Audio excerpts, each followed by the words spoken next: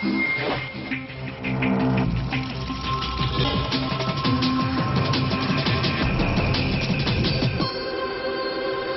déficit de la sécurité sociale, un nouveau plan pour éviter les dérapages. Les premières mesures visent certains spécialistes et les laboratoires pharmaceutiques. Députés sénateurs d'accord à l'unanimité ou presque pour changer le statut de la Nouvelle-Calédonie qui devrait l'amener éventuellement à terme à l'indépendance. L'incendie continue de progresser en Floride, 180 000 hectares détruits. Dernier rempart, les hélicoptères bombardiers d'eau qui prennent tous les risques pour combattre le feu. Soudan, une guerre religieuse et civile oubliée. Plusieurs centaines de milliers de chrétiens risquent de mourir de faim si le régime islamiste de Khartoum empêche l'acheminement des secours. Reportage dans ce journal. Le dernier carré des demi-finalistes de la Coupe du Monde. France, Croatie, Brésil, Pays-Bas.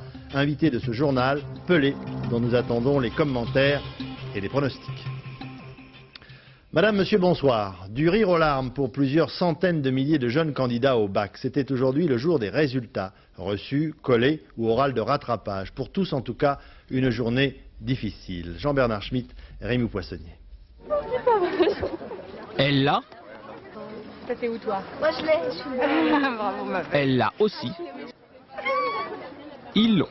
Fin de l'angoisse pour les 350 000 candidats au bac général. C'était aujourd'hui le jour fatidique des résultats. Terminer le lycée, c'est terminé. On oublie le lycée. Dans ce centre d'examen, 300 candidats en série scientifique. Verdict, 80% d'admis dès le premier tour. De quoi fanfaronner. Oh, moi je l'aime, moi. C'est une banalité pour moi. C'était sûr? Non, non, franchement j'ai trop de chance. De quoi aussi se rassurer. Elle a fait pendant les 2 semaines, elle n'a pas préparé le rattrapage, alors elle était inquiète. Un petit peu stressée comme mes élèves, je pense. J'ai l'âge d'être leur mère et c'est presque comme si c'était mes enfants qui passaient. 14 en histoire géo. Pour la majorité, les vacances commencent, mais il y a comme chaque année le lot de recalés ou ceux qui ont droit aux oraux de rattrapage. Pas question de les laisser tomber.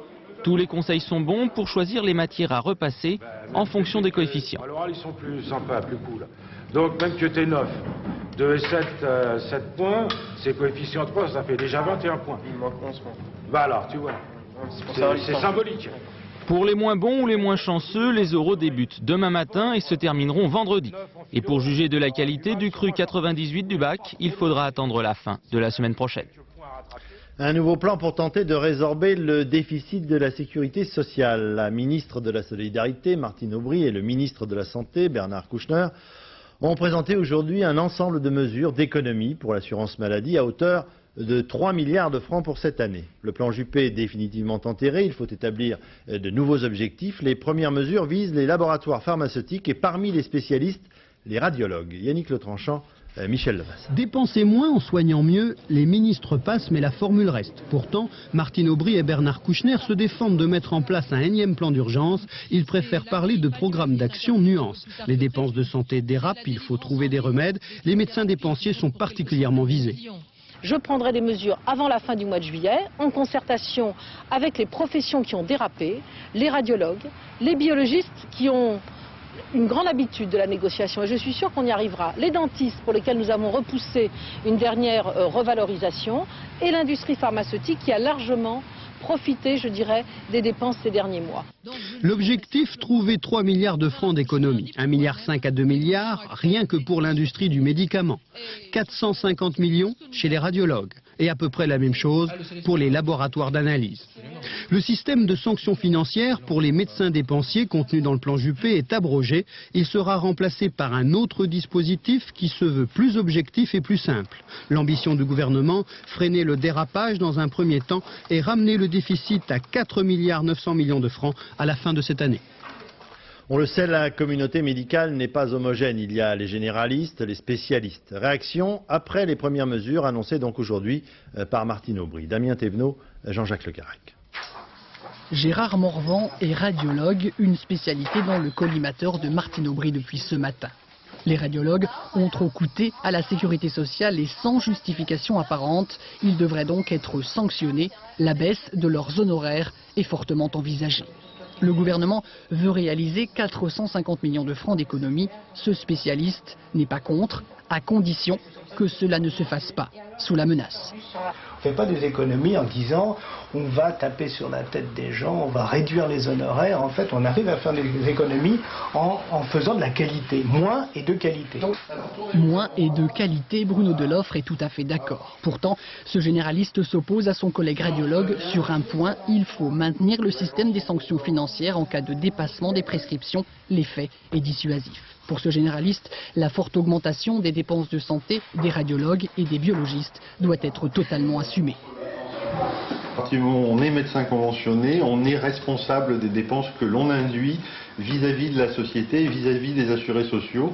La moindre des choses, c'est effectivement d'assumer cette responsabilité. Maintenant que les radiologues ne veuillent pas l'assumer, ça les regarde. On va se revoir à la fin du mois. Le gouvernement se donne plusieurs semaines pour trouver un accord avec l'ensemble du corps médical. Au-delà, il prendra des mesures autoritaires pour remplir ses objectifs.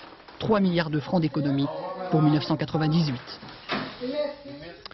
Un jeune camionneur de Quimper en Bretagne s'est tué samedi dernier au volant de sa fourgonnette. En fouillant à l'intérieur du véhicule, les gendarmes ont trouvé une note manuscrite de son employeur lui précisant les vitesses qu'il devait adopter pendant sa tournée. Des vitesses supérieures à celles normalement autorisées. L'employeur a été mis en examen pour homicide involontaire et d'une manière générale dans le secteur du transport routier. Les manquements à la loi sont trop nombreux. Alban Mikosi, Jean-Louis Melin. Un panneau arraché et les traces de la sortie de route sur près de 200 mètres. Le jeune livreur, âgé de 22 ans, a perdu le contrôle de son véhicule dans ce virage de la voie express, près de Quimper. Dans la camionnette accidentée, les policiers ont trouvé une note manuscrite de l'employeur précisant les vitesses à adopter avec des pointes supérieures aux 110 km autorisés, estime le procureur de la République de Quimper, qui a mis en examen l'employeur pour homicide involontaire. L'entreprise a employé 2 personnes dans ce pavillon près de Nantes, une secrétaire et le jeune livreur. La fourgonnette n'était pas équipée d'un disque tachygraphique, impossible donc de vérifier sa vitesse au moment de l'accident. Mais cela n'est pas illégal, le mouchard n'est pas obligatoire en dessous de 3,5 tonnes, ce qui distingue les livreurs des routiers. C'est un secteur où les salariés restent peu parce que les conditions de travail sont telles qu'on passe et qu'on repasse, mais on n'y reste pas. Donc c'est relativement difficile d'organiser les salariés. Deuxièmement, ce sont des toutes petites entreprises. Et troisièmement, c'est la loi de la jungle. Si le mec ne fait pas le truc, il est foutu à la lourde, en 2 coups des roues, on n'en parle plus, c'est terminé.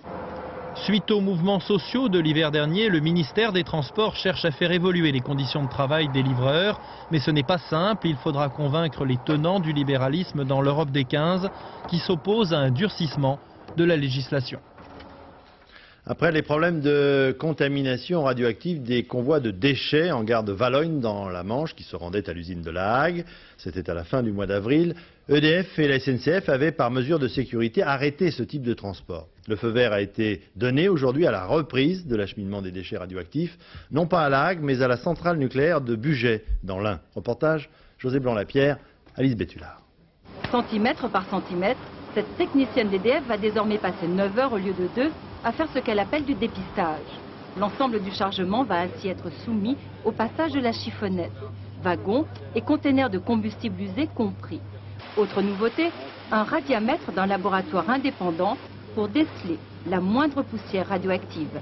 Nous prenons toutes ces précautions parce qu'il est apparu qu'il y avait un problème de propreté. À aucun moment, comme on l'a dit, la santé n'était en cause, mais nous avons pris conscience qu'il était absolument nécessaire que nos convois soient complètement propres.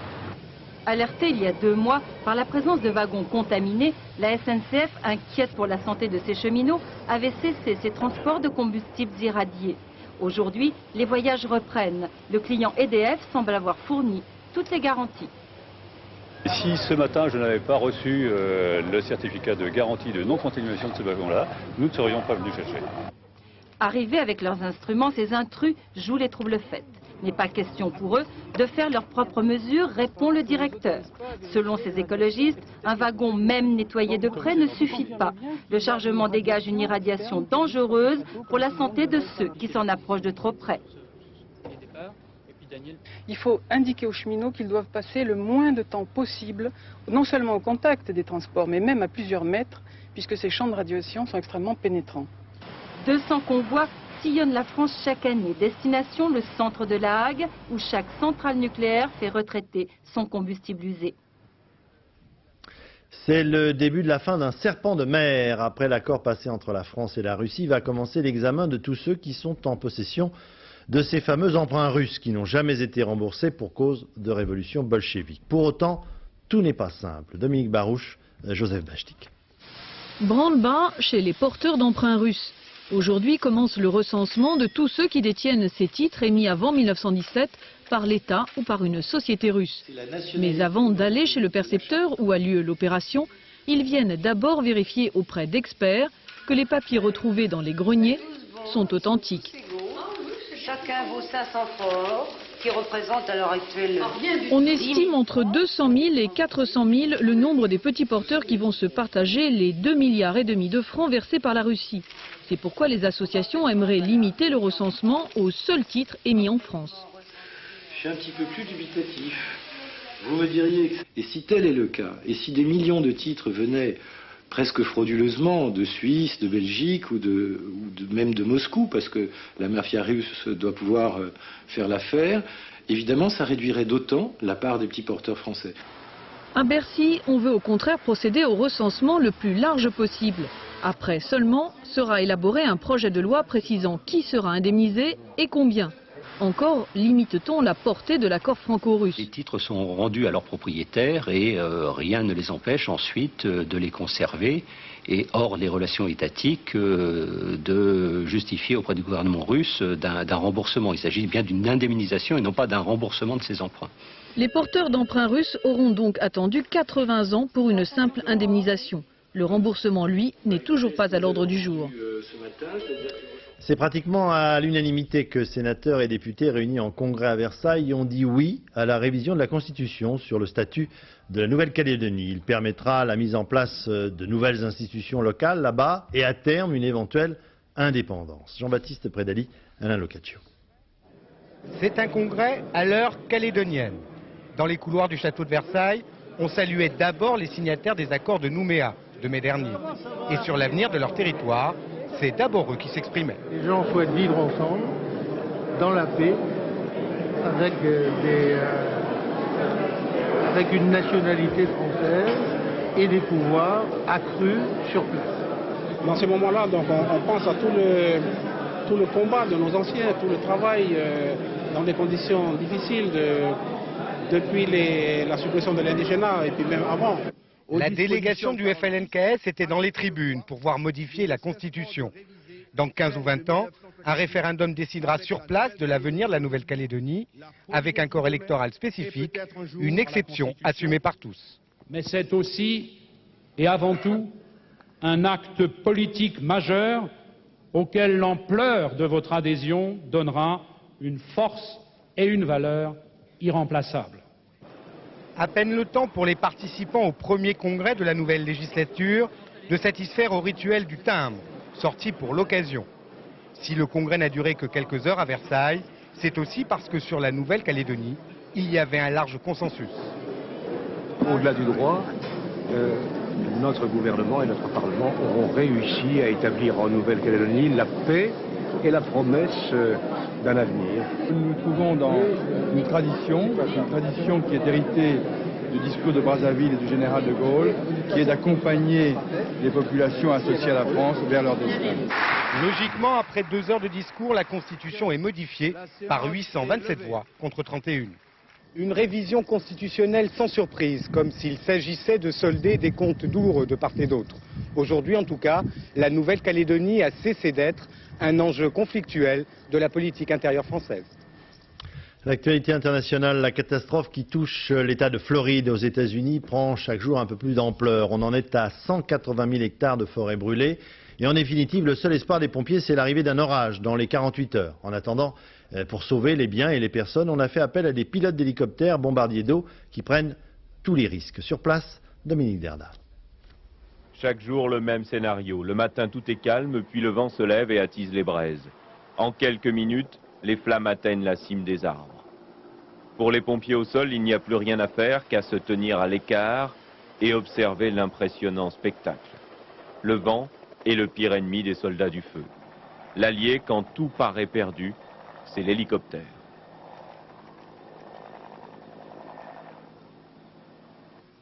Les averses, dit le chef des pilotes, ne devraient pas arriver avant encore 3 ou 4 jours. En attendant, ce sont eux qui vont devoir faire tomber la pluie, ces hommes et ces femmes venus de tous les États-Unis, appelés au secours par l'État de Floride. Comme travail, c'est super. On s'amuse vraiment beaucoup. Si vous voulez gagner beaucoup d'argent, c'est pas terrible. En revanche, si vous cherchez un truc excitant, chaque jour différent, alors il n'y a rien de mieux. L'aventure, comme elles disent, c'est pour 50 francs de l'heure au grand maximum, se cramponner des semaines durant à bord d'appareils aussi étranges que cette grue volante, transformée en gigantesque pompe aspirante. Dans ces soutes, il y a certes jusqu'à 10 000 litres d'eau, mais ce n'est qu'une goutte dans un océan de flammes. Il faut à ces hélicoptères faire des dizaines de rotations pour parvenir à ralentir ou à détourner la progression du feu. Alors seulement les bulldozers pourront retourner dans la forêt et les pompiers, pas à pas, pied à pied, défendre une à une les maisons qui s'y trouvent et qui n'ont pas encore brûlé. En Floride, la guerre du feu est bien loin d'être gagnée. Vague de chaleur et incendie également dans le sud de l'Europe, en Grèce et aussi en Sardaigne sur ces images. L'Italie en général connaît actuellement de très fortes chaleurs. En Sardaigne, ce sont 4000 hectares de forêt qui sont partis en fumée. Des centaines de milliers de personnes risquent de mourir de faim dans les 3 prochains mois. Une grande partie de la population du Sud-Soudan, un pays en guerre depuis 15 ans maintenant, chrétiens et animistes du Sud contre les islamistes arabes du Nord. Une guerre oubliée qui a déjà fait plus d'1 million de victimes. Aujourd'hui, ce sont les organisations humanitaires qui dénoncent une situation dramatique aggravée par la décision du régime islamiste de Khartoum de gêner l'acheminement de toute forme d'aide à ces populations. Reportage Dorothée Olyric, Pascal Caron. Nous sommes au Sud-Soudan, une région très difficile d'accès. Le régime islamiste de Khartoum se méfie des visiteurs. C'est donc le plus souvent clandestinement qu'humanitaires et journalistes font leur travail dans cette zone de guerre où 700 000 personnes sont touchées par la famine. Au détour d'un chemin, un marché, ou du moins ce qu'il en reste. On n'a rien à manger. Ce qu'on essaye de vendre, ce sont quelques racines. C'est à cause de la guerre et de la sécheresse. On n'a rien d'autre à manger. À une vingtaine de kilomètres de là, Rumbek, avant la guerre, 100 000 habitants. Aujourd'hui, des ruines peuplées de réfugiés. On n'est jamais prêt à affronter le spectacle de la famine. La réalité tient en ces quelques images.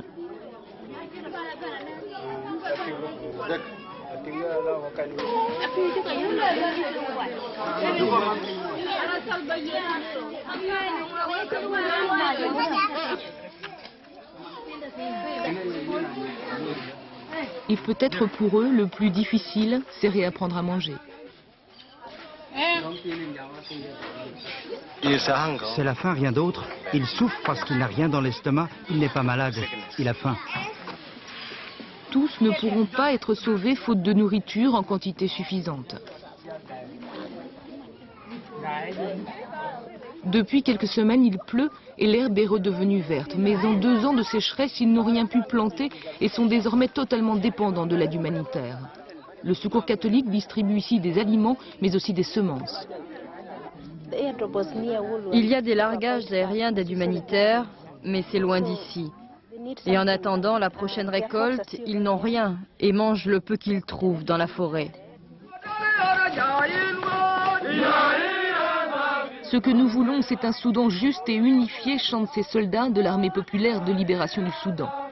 Ces catholiques combattent le régime militaro-islamiste du général Omar el-Béchir. Depuis 1983, la charia, la loi islamique, est en vigueur dans tout le pays. Ces rebelles se battent pour la liberté religieuse et culturelle. C'est une politique d'extermination pratiquée par le régime islamiste. Ils utilisent toutes les méthodes, y compris l'arme de la famine. Ils privent la population du Sud de nourriture, de médicaments et même d'eau potable. Autour de l'église détruite sont enfouies des dizaines de mines antipersonnelles. Mais qu'importe, c'est dimanche et ils viennent pour prier. Ils demandent à Dieu la fin de la guerre, plus de pluie aussi. C'est vital pour nous de prier. On le fait tous les dimanches, même quand il y a des bombardements. Au Sud-Soudan, les enfants meurent dans le silence et la communauté internationale, elle, détourne les yeux, peut-être impuissante, peut-être indifférente. De lourdes peines de prison requises par le procureur à Madrid contre les deux principaux accusés dans le procès des GAL, ces groupes antiterroristes espagnols d'une police parallèle qui luttait contre les terroristes basques de l'ETA. Le procureur a donc demandé 23 ans de prison contre l'ex-ministre de l'Intérieur socialiste, José Barrio Nuevo, et son secrétaire d'État à la sécurité. En Algérie, alors que l'arabisation entre dans les faits, l'un des moyens de lutter pour la liberté d'expression reste là-bas la chanson. Le chanteur, Lounès Matoub, vient de le payer de sa vie. Moins de 2 semaines après son assassinat, sa dernière cassette est sortie aujourd'hui. Caroline Laudrin, Valérie Critan. Le dernier disque de Lounès Matoub, tout le monde l'attendait. À peine est-il sorti que déjà, il est devenu difficile à trouver. Chez Sovia, la plus connue des boutiques de musique orientale, il s'est vendu 600 cassettes en 2 jours. Je crois que les gens s'identifient à ce qu'il dit, à ses poèmes, il représente le courage, la longue d'émission si vous voulez, etc. Cet album-là, vous verrez tous les gens qui viennent aujourd'hui, qui montent ou même qui montent à Paris ou en Algérie, ils l'achèteront spécialement rien que pour continuer encore la lutte, pour dire on est toujours là et on soutiendra même ces éléments. Sur le bureau du producteur du chanteur kabyle, les dessins de la maquette du dernier disque. Cet enregistrement, Lounès Matoub l'avait décidé très vite. En un mois, il avait tout conçu, tout écrit, comme s'il y avait urgence à s'exprimer. J'ai l'impression que c'était un gamin qui préparait une mauvaise farce. Voilà. Parce que moi, je comprends pas le kabyle, hein, bien sûr. Et j'ai l'impression qu'il était cet état d'esprit. Tu vas voir, on va en parler de ce que je suis en train de faire. Il s'était bien gardé de nous dévoiler l'ensemble du contenu de ce disque. C'est dans ce café de Ménilmontant, parmi ses amis, qu'il a écrit la plupart de ses chansons. Celle qui marque les esprits, c'est la reprise de l'hymne algérien. Il en a modifié les paroles et remplacé révolution par trahison. Au niveau du texte, il traverse toutes les douleurs que les Algériens peuvent avoir aujourd'hui. Lounès Matoub était un poète, mais aussi un militant. Il rêvait d'une Algérie pluriculturelle. La dernière phrase de son disque, elle est pour ses amis kabyles. Unissez-vous avant qu'il ne soit trop tard. Un hooligan allemand soupçonné d'avoir pris part à l'agression du gendarme français à Lens a été arrêté aujourd'hui à Hanovre, en Allemagne, inculpé de tentative de meurtre. Il a reconnu s'être trouvé sur les lieux au moment de l'agression, mais il nie pour l'instant farouchement toute participation. La Coupe du Monde de football maintenant, avec donc ce soir notre invité, Pelé. Le dernier carré se prépare aux demi-finales. L'équipe de France s'est entraînée aujourd'hui à Clairefontaine. L'effectif est au complet. Il n'y a plus de blessés. Yann Lavoie, André Germain. Il y avait 50 caméras de télévision ce matin pour recueillir les impressions des joueurs français, justement impressionnés par ce déploiement de force internationale, mais qui leur permet de mieux réaliser encore qu'ils sont demi-finalistes d'une Coupe du Monde. Non, je crois que c'est vrai qu'aujourd'hui ça a dépassé les limites. Je crois que on voit très bien qu'on est quand même en demi-finale de Coupe du Monde, donc c'est vrai que l'enthousiasme est tel qu'il y a autant de caméras. Malgré cet environnement médiatique, ils demeurent dans leur bulle de verdure, les Français à Clairefontaine. Ils sont conscients bien sûr que le toit du monde est à portée de crampons, mais ils sont encore loin de vouloir comparer leur aventure à celle de leurs aînés.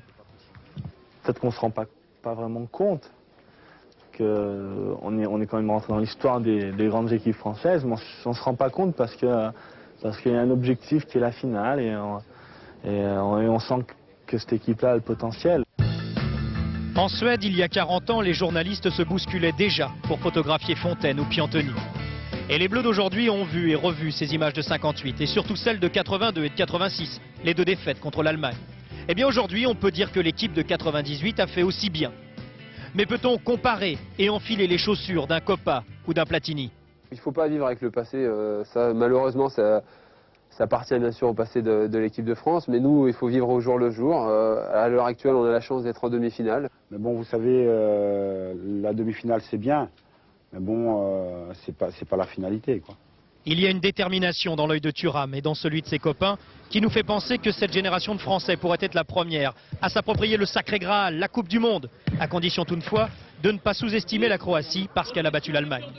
C'est vrai que c'est une nation assez nouvelle dans le monde du football, mais il n'y a qu'à voir les joueurs qui composent cette équipe-là, qui évoluent pratiquement dans tous les plus grands clubs étrangers, européens, pour s'apercevoir qu'ils ont une grande qualité d'abord footballistique, individuelle, et depuis ce mondial, ils ont fait preuve aussi d'une grande force collective qui leur permet, à mon avis, de poser des problèmes pratiquement à toutes les équipes du monde. Alors tout le monde devra jouer serré, les 11 sur le terrain, les 80 000 dans les tribunes et les quelques millions de Français qui rêvent de cette finale. Avant de demander son pronostic, appelez les adversaires des Bleus maintenant. Dans leur retraite de Vittel, ils sont apparemment assez décontractés, mais il ne faudrait pas croire qu'ils se contentent d'avoir atteint la demi-finale. Florent Gautreau, Philippe Deslandes. Sous le soleil, exactement, dans les transats tranquillement, à Vittel, on a inventé une nouvelle expression, détendu comme un Croate qui va jouer une demi-finale. Champion du monde des communications longue distance, spécialiste du ping-pong en terrasse, les Croates préparent en toute décontraction le match le plus important de leur jeune histoire. Des messieurs très tranquilles, disponibles comme Boban, affables comme Blažević, un Blažević toutefois plus inquiet qu'hier. Les joueurs ne sont pas nerveux, ils sont même très relax. Mais moi, je suis particulièrement nerveux et inquiet. Attention, les manœuvres, manipulations et autres intoxications ont commencé. Tous les observateurs venus examiner les Croates à l'entraînement en ont été pour leurs frais. C'est l'équipe B, celle des remplaçants, qui a amusé la galerie sur le stade municipal. Blažević le rusé s'était échappé pendant ce temps avec les titulaires dans le parc de l'hôtel. Les princes du dribble ont frappé. Le roi du contre-pied a encore changé de discours, peut-être pour tromper l'ennemi. J'ai besoin de relaxer un petit peu parce qu'ils sont trop crispés. Contrairement à ce que vous pensez, qu'est-ce qu'ils donnent l'impression. Même aujourd'hui, j'ai demandé au médecin qu'il me donne quelque chose pour les calmer. Des signes de crispation bien difficiles à discerner. Les Croates cachent leur jeu, ça devient dangereux. Après beaucoup de farniente et quelques exercices balle au pied, les Croates vont maintenant se retirer dans leur hôtel. C'est leur dernière nuit ici à Vittel avant le jour J. Une nuit pour se reposer bien sûr, mais une nuit aussi pour rêver à un nouvel exploit contre les Français. Pelé, bonsoir. Merci d'avoir accepté notre invitation. Alors, première question qui concerne tous les téléspectateurs français. Comment jugez-vous les performances de l'équipe de France depuis le début de la Coupe du Monde? En premier lieu, je voudrais vous remercier. Je suis bien content d'être avec vous, France 2. Et je pense que l'équipe de France, sans aucun doute, c'est une des meilleures équipes de cette Coupe du Monde. Elle joue beaucoup plus ouvert, un football pour gagner. Et ça, c'est ce que veut le public. Et c'est pour cela que la France est arrivée où elle est. Certains lui reprochent de ne pas marquer assez de buts, par exemple, contre l'Italie. L'important, c'est que la France a créé beaucoup de buts. Je vois tous les matchs, j'analyse dans mon programme. La France a créé presque 5 occasions de buts par match. Des petits incidents, le ballon n'est pas entré, mais... Alors, quel est parmi les joueurs français ceux qui vous ont le plus impressionné, parmi les 11 ? Je pense que tous sont en très grande forme, mais Desailly, c'est vraiment un joueur extraordinaire. Et c'est vraiment Duran aussi, c'est un très bon joueur. Ce sont les joueurs que je trouve les meilleurs. Et j'ai eu une bonne impression, une grande surprise avec Eric Terré, oui. Un grand jeune joueur et qui a un avenir devant lui. Et c'est une bonne équipe. Alors la France va rencontrer, on va parler dans un instant du Brésil, mais la France va rencontrer la Croatie mercredi soir. Est-ce que vous pensez que les Français sont vraiment grands favoris ou qu'ils doivent faire attention? C'est des grands favoris, oui, bien sûr, sans aucun doute. Mais c'est une responsabilité très grande. l'équipe française a le devoir de gagner. La Croatie, c'est la première fois qu'elle est qualifiée. C'est une équipe qui vient pour la première fois à la Coupe du Monde.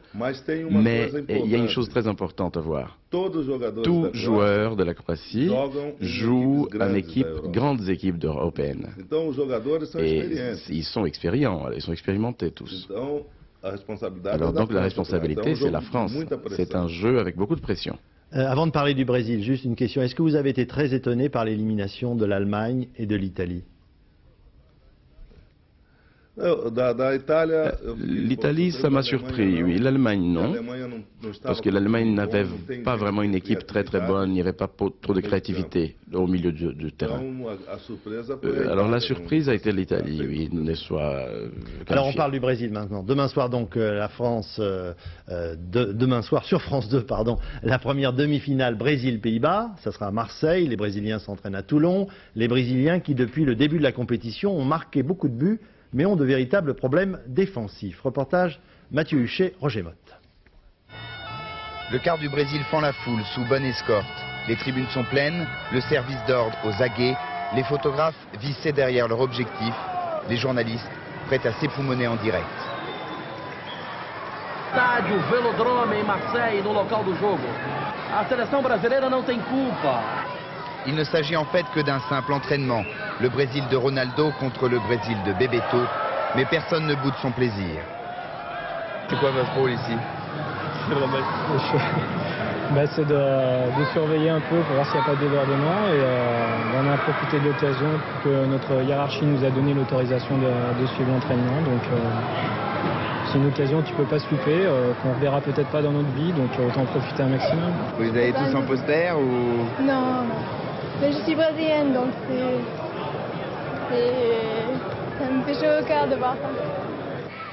Séance d'abdos pour Ronaldo, peut-être la photo du jour. Carlos travaille pour l'équivalent de l'équipe au Brésil. 40 pages sont envoyées chaque jour de France.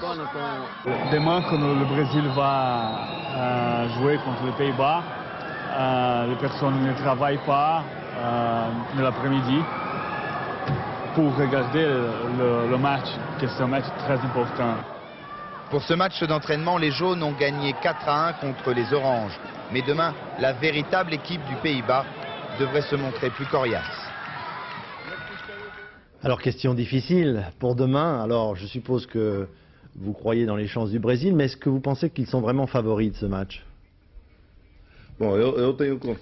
J'ai confiance dans l'équipe du Brésil, parce que le Brésil a des joueurs expérimentés et c'est les champions du monde. La Hollande, à côté de la France, ce sont les deux meilleures équipes de championnat mondial. Et la situation du Brésil est différente de celle de la France, parce que la France va jouer avec une équipe défensive. Le Brésil va jouer avec une équipe qui attaque. Et ça, je crois que ça fait que nous devons avoir peur, faire attention. La Hollande va respecter le Brésil, mais c'est un jeu difficile pour le Brésil.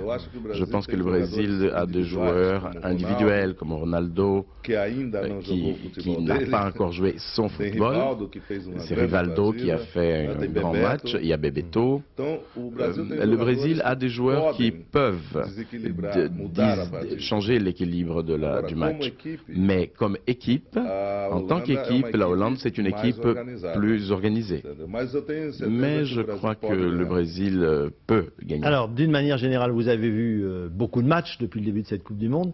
Quel est votre jugement sur l'évolution du football actuel? Par exemple, on a dit que le football africain avait été décevant. Quelles sont les équipes qui vous ont déçu? Est-ce que ce mondial vous a déçu? Est-ce que vous vous êtes enthousiasmé? Bien, je pense que cette Coupe du Monde, ça a été une Coupe du Monde à un niveau très bon. Un très bon niveau. Mieux que la dernière Coupe du Monde techniquement, de la Coupe du Monde d'Italie même.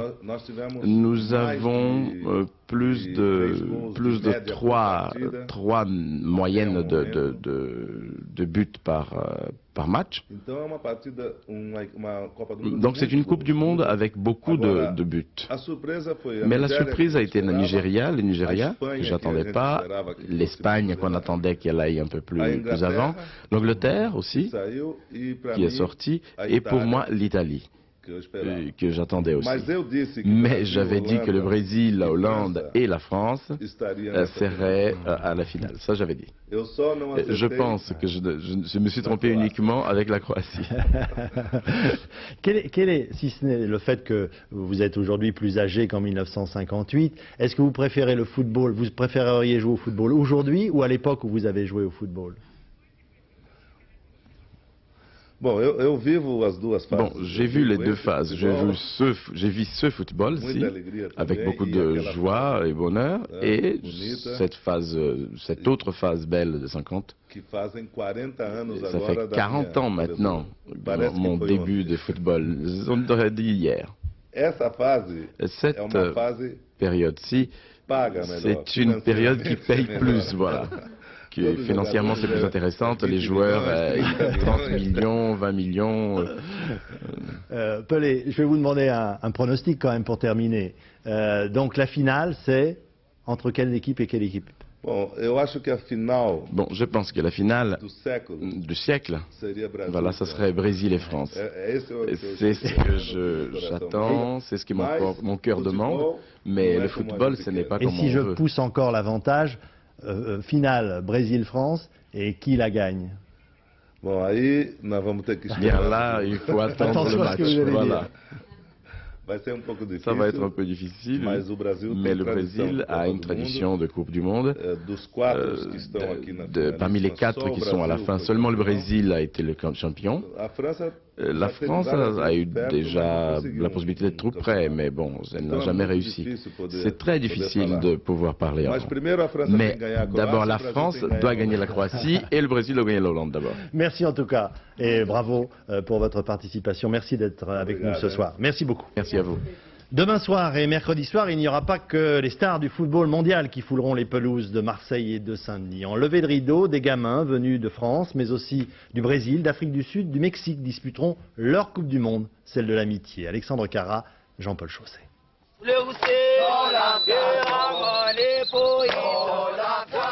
Qu'ils viennent de la banlieue de Johannesburg, des faubourgs de Rio ou des alentours de Lille, ces gamins-là ont fait un rêve qui s'est réalisé. Un rêve de foot, vivre leur propre Coupe du Monde. Cet après-midi à Bagneux, Brésil, Afrique du Sud, Mexique et France sont venus affronter les équipes locales. Ils ont amené des ballons, de l'ambiance aussi. Je crois que lorsqu'on est môme ou lorsqu'on est gamin dans un quartier, on rêve de foot, on rêve de Ronaldo, on rêve de Zinedine Zidane, et on rêve de plein d'autres. Et c'était tout simplement essayer que nos quartiers aussi puissent participer à ce rêve. Depuis quelques jours, ces footballeurs en herbe s'entraînent à Clairefontaine où ils côtoient les grands de l'équipe de France. De quoi faire naître des ambitions. Je pense qu'un jour, moi aussi, je jouerai la vraie Coupe du Monde. Mais avant ça, les 4 équipes sélectionnées joueront les avant-matchs des vraies demi-finales à Marseille et à Saint-Denis. Nous sommes vraiment très heureux de jouer avant nos idoles. Et avec l'aide de Dieu, j'espère que nous allons remporter ce match. J'espère aussi que l'équipe du Brésil qui jouera après nous va gagner pour aller en finale. Demain, les Brésiliens rencontreront les Français, des petits bleus moins sûrs d'eux que leurs aînés. Ça va être difficile. Ça va être difficile contre le Brésil. Parce qu'on les a vus jouer, et pour l'instant ils ont gagné tous leurs matchs. L'autre demi-finale opposera l'Afrique du Sud au Mexique. Les vainqueurs ouvriront le bal avant la finale des grands, le 12 juillet à Saint-Denis, en banlieue. Quittons maintenant un instant les stades pour la fin des collections du prêt-à-porter masculin de l'été 99. Un mélange très contrasté de raffinement pour les uns, de provocation pour les autres. Nicole Cornu-Langlois, Luc Bachofen. C'est une petite poche avec fermeture éclair que nous montre ce monsieur. Et nous ne sommes pas au spectacle actuel des Folies Bergères, mais sur le podium de Thierry Mugler, qui habille tout de même ses hommes en total jean. Ils peuvent aussi traiter d'affaires plus sérieuses en complet classique parfaitement coupé. Pour Dior, côté rétro pour fin de siècle, avec 5 garçons dans le vent, imaginé par Patrick Lavoie, dans un décor citadin. Des vestes en lin estival mêlées de soie, souplesse et fluidité des tenues de week-end, une collection coordonnable et déclinable à l'infini selon l'humeur. À l'opposé, les voyous de Jean-Paul Gaultier se préparent pour des chemins plus marginaux. Col ouvert et relevé, jean retroussé et gilet lingerie. Le costume 3 pièces est revisité. Il se porte sans chemise ou avec chemise de la même couleur. Mélange de provocation et de maîtrise qui font le charme et le succès de Jean-Paul Gaultier. Daniel Auteuil et Francis Huster sont venus pour la collection Lanvin de Dominique Morlotti. Pantalon large et fluide sous veste longiligne, silhouette formelle ou informelle selon l'air du temps. Pour travailler le vendredi et partir le soir en week-end, la chemise se fait veste ou inversement. Le smoking se porte avec des sandales et la soie et le lin s'allient avec noblesse. Chez Kenzo, pureté du blanc et des lignes. Style judoka, les ceintures ne sont que des liens.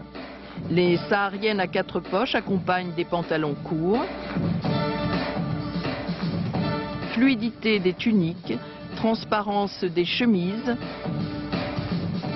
Un air de jeunesse, une force naturelle, tonique, dynamique pour le dernier été du siècle. Les plus anciens s'en souviendront, l'acteur et chanteur américain Roy Rogers vient de mourir à l'âge de 86 ans. Sur son cheval, il avait parcouru le Far West dans une célèbre série télévisée noir et blanc. Il anima également de très nombreux shows à la télévision américaine. Il chantait également la musique des cowboys. Avant de nous quitter, le rappel du principal titre de l'actualité de ce lundi. Le déficit de la sécurité sociale. Un nouveau plan pour éviter les dérapages. Les premières mesures visent certains spécialistes, les laboratoires pharmaceutiques. Dans un instant, la météo, celui d'avant.